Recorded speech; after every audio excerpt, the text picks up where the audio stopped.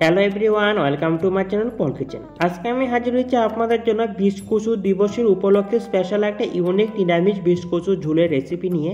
আপনারা তো বিভিন্ন রকমভাবে আমিষভাবে বিষ কচুর ঝোল রান্না করে খেয়েছেন, কখনো কি নিরামিষ রান্না করে খেয়েছেন? যদি খেয়ে থাকেন চলুন দিয়ে না করে শুরু করা যাক ইউনিক এই নিরামিষ রেসিপিটা।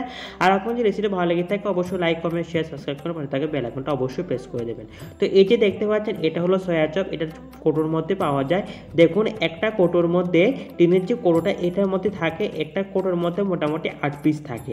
প্রত্যেকটা পিস আমরা এক একে বের করে নিচ্ছি। এগুলোকে দেখতে মনে হয় এক একটা যে চিকেন লেগ পিস যেমন অমনই দেখতে লাগে, কিন্তু প্রত্যেকটা পিসকে যেমন প্রত্যেকটা পিস আমরা বের করে নিয়েছি। আর এগুলো একটা জল দিয়ে প্রিজারভেটিভ হিসেবে থাকে। এবার আমরা প্রত্যেকটা পিসকে জলের মধ্যে এমন করে ভালো করে ধুয়ে নেব। যেহেতু এটার মধ্যে প্রিজারভেটিভ জল দেওয়া থাকে তার জন্য এটাকে ভালো করে ধুয়ে নিতে হবে, তা না হলে কিন্তু একটা কেমিক্যালের গন্ধ থেকে যায় এর মধ্যে। তাই আমরা প্রত্যেকটা পিসকে জলের মধ্যে ভালো করে আমরা ধুয়ে নিচ্ছি। এমন করে আমরা প্রত্যেকটা পিসকে ভালো করে ধুয়ে নিলাম। এবার হলো আসল কাজ, ভেতর থেকে যে একটা স্টিক দেখতে পাচ্ছেন আইসক্রিমের ভেতর যে স্টিক থাকে এমন টাইপের কিন্তু একটা স্টিক দেওয়া থাকে। এই স্টিকটাকে আমরা টেনে বের করে নেব। এমন করে আমরা প্রত্যেকটা সয়া চপ থেকে স্টিকগুলো আমরা বের করে নিলাম। দেখুন সবকটা স্টিক বের করা হয়ে গেছে। এবার আমরা বড় পিসগুলিকে মোটামুটি 3 ভাগে ভাগ করব, ছোট পিসগুলিকে 2 ভাগে ভাগ করব। দেখুন কি সুন্দর দেখতে, ভেতরটা পুরো যেমন চিকেনের মতোই লাগছে পুরো পিসগুলিকে দেখতে। তো আমরা এমন করে সবকটা সয়া চপগুলিকে এমন করে বড় বড় করে পিস পিস করে কেটে নিচ্ছি। ঠিক যেমন মাংসের পিস যেমন করে কাটা ঠিক এমন টাইপের করে কিন্তু কাটবেন।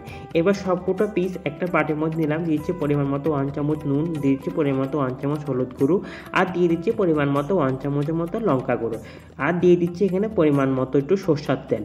এবার আমরা সবকটা উপকরণকে ভালো করে ম্যারিনেট করে নেব। মাংসকে যেভাবে আমরা নুন হলুদ সব কিছু মশলা দিয়ে তেল দিয়ে ভালো করে ম্যারিনেট করে রেখে এটাকে সে এমন করে ভালো করে ম্যারিনেট করে 8 ঘন্টার জন্য রেখে দেবো। 8 ঘন্টা রেখা দেওয়ার পর দেখুন কি সুন্দর করে সবকটা সুন্দর ম্যারিনেট করা হয়ে গেছে, পুরো সবকটার মতো মশলা হয়ে গেছে। এবার আমরা কড়াইয়ের মধ্যে দিচ্ছি পরিমাণ মতো তেল। তেলটা দিয়ে একে একে যে সয়া চপের স্টিকগুলো আছে সবকটা টুকরোকে একে একে আমরা ভেজে নিচ্ছি। ভাজার সময় একটা কিছু মনে রাখবেন, সয়া চপগুলোকে টুকরোগুলো সবকটা একসঙ্গে দিয়ে ভাজবে না। যদি সবকটা একসঙ্গে দিয়ে ভাজতে চান তাহলে কি হবে, ভাজার সময় ভেঙে যাওয়ার সম্ভাবনা থাকতে পারে। তাই অল্প অল্প করে সয়া চপের টুকরোগুলো দিবেন, দিয়ে অল্প অল্প করে ভাজবেন।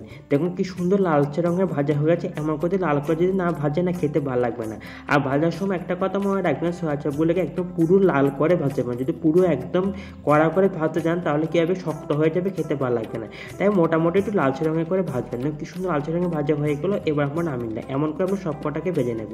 এবার আমরা একটা মশলা মিশ্রণ তৈরি করবো। তার জন্য আমি দিয়ে দিচ্ছি এখানে 3 চামচের মতো জিরের গুঁড়ো, আর দিয়ে দিচ্ছি এখানে 2-3 চামচের মতো ধনের গুঁড়ো। যেহেতু এটা কচুর ঝোল রান্না করবো তাই মশলাটা একটু বেশি করে দিতে হবে, তাহলে খেতে ভালো লাগবে না। দিয়ে এখানে 3 চামচের মতো আদা বাটা, আর দিয়ে দিচ্ছি এখানে 2 চামচের মতো শুকনো লঙ্কা বাটা, দিয়ে দিচ্ছি এখানে 1/2 চামচের মতো হলুদ গুঁড়ো, দিয়ে সামান্য জল দিলাম। জল দিয়ে একটা স্মুথ ব্যাটার পেস্ট মশলা তৈরি করে নেব। দেখুন কি সুন্দর করে মশলাটাকে আমরা ভালো করে আমরা তৈরি করে নিলাম, পুরো ব্যাটারটা রেডি। এবার এখানে কিছু বাদাম নিয়েছি, বাদামগুলো ভালো করে ভেজে নিয়েছিলাম, এবার পেস্ট করে নিলাম।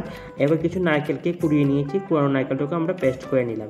এবার ওভেনে একটা কড়াই বসিয়ে দিলাম, পরিমাণ মতো তেল। যে ভাজার পর যে তেলটা ছিল ওই তেলটার মধ্যে আমরা এখানে যে পেস্ট করে রাখা বিষ কচুটা আমরা দিয়ে দিলাম এর মধ্যে।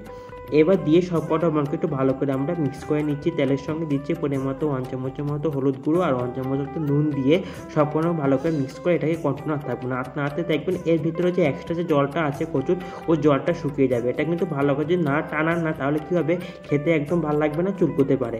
এবং কি সুন্দর করে কতটা কচুলো কতটা কমে গেছে, একদম ভালো করে তেলের মধ্যে ভেজে এর ভিতর যে এক্সট্রা জলটা আছে পুরোটাকে শুকিয়ে নেবেন। দেখুন এবার নামিয়ে নিলাম একটা বাটির মধ্যে। এবার ওভেনে একটা কড়াই বসিয়ে দিলাম, পরিমাণ মতো সরষের তেল। আর এটা রান্না করার জন্য তেলটা একটু বেশি করে দিতে হবে। তার এখানে 250 মতো সরষের তেল দিলাম, দিচ্ছি 3-4টে শুকনো লঙ্কা, দিয়ে দিচ্ছি কিছু পরিমাণ মতো 5 ফোড়ন, 3-4টে তেজপাতা দিয়ে ফোড়নটাকে একটু হালকা আমরা লালচে করে ভেজে নেব। ফোড়নটা লালচে করে ভাজা হয়ে গেছে, এখানে দিয়ে দিচ্ছি এখানে 3 চামচের মতো নারকেল বাটা। নারকেল বাটাটাকে যদি এমন করে একটু লাল করে না ভাজে, নারকেল একটা কাঁচা কোণ থেকে যায়, খেতে ভালো লাগে। নারকেলটা একদম ভালো করে আমরা লাল করে ভেজে নেব। দেখি সুন্দর লাল সঙ্গে ভাজা হয়ে গেছে নারকেলটা। এবার আমরা এর মধ্যে যে মশলাটাকে পেস্ট করেছিলাম, পেস্ট করে রাখা মশলা দিলাম, দিয়ে সব কটাকে ভালো করে মিক্স করে মশলাটাকে একদম ভালো করে কষিয়ে নেব। দেখো এবার এমন দিয়েছি পরিমাণ মতো বাদাম বাটা, 2 চামচের মতো বাদাম বাটা দিলাম। বাদাম বাটাটাকে মশলার সঙ্গে একদম ভালো করে কষিয়ে নেব। মশলাটা যত কষাবে তত খেতে ভালো লাগবে। মশলাকে তেল বেরিয়ে আসে মানে বলছে মশলাটা কষে গেছে। এবার আমরা ভেজে রাখা যে বিষ কচুটা আছে ওটা দিলাম, দিয়ে মশলার সঙ্গে একদম ভালো করে কষিয়ে নেবেন। যত ভালো করে কষাবে তত খেতে ভালো লাগবে আর গলাও চুলকবে না। এবার আমরা গ্রেভি তৈরি করার জন্য দিয়েছি পরিমাণ মতো গরম জল। গরম জলটা দিয়ে সব কটাকে ভালো করে মিক্স করে নিলাম। এটাকে হয়ে দেবো মিনিমাম 15 থেকে 20 মিনিট। 15-20 মিনিটের মধ্যে কচুটা মোটামুটি সিদ্ধ হয়ে যাবে। আর দিয়েছি পরিমাণ মতো নুন। দেখো 15 মিনিট পর সবজিটা মোটামুটি হয়ে এসছে। এবার আমরা ভেজে রাখা যে সয়া চপের পিসগুলো এগুলো আমরা দিয়ে দিলাম, দিয়ে সবকটা ভালো করে মিক্স করে এটাকে হতে হবে 10-15 মিনিটের জন্য। 10-15 মিনিট পর মোটামুটি হয়ে এসছে। এবার আমরা দিচ্ছি ভেজে রাখা আলুগুলো বড় বড় পিস করে কেটে সিদ্ধ করে তারপর দিলাম। সবসময় দেখবেন সিদ্ধ করে যদি আলু ভেজে সবজিতে দেন সবজিটা খেতে খুব দারুণ লাগে। এবার আমরা গরম মশলা বাটাচ্ছি না, বেটে রাখা গরম মশলা বাটাটা দিয়ে সবকটা ভালো করে মিক্স করে নিলাম। দেখুন তৈরি করা গেল গরম গরম। রেসিপিটা দেখে মনে হচ্ছে না এক একটা মাংসের পিসের মতো বলে মনে হচ্ছে সয়া চপের পিসগুলিকে। এবার আমরা এটাকে নামিয়ে নেবো। এবং কি সুন্দর তৈরি করা হয়ে গেল রেসিপিটা। তো আপনাকে তো অবশ্যই একবার নিরামিষভাবে বিষ কচুর ঝোলটা এমন করে রান্না করে দেখবেন খেতেও ভালো লাগবে, মাছের স্বাদকে পুরো হারিয়ে যাবে আর গলাও চুলকবে না। তো আপনাকে তো অবশ্যই রেসিপিটা বাড়িতে ট্রাই করবেন। কেমন হচ্ছে কমেন্ট বক্সে লিখে যাবেন। তো আজকের জন্য আমি ভিডিওটা এখানে শেষ করলাম।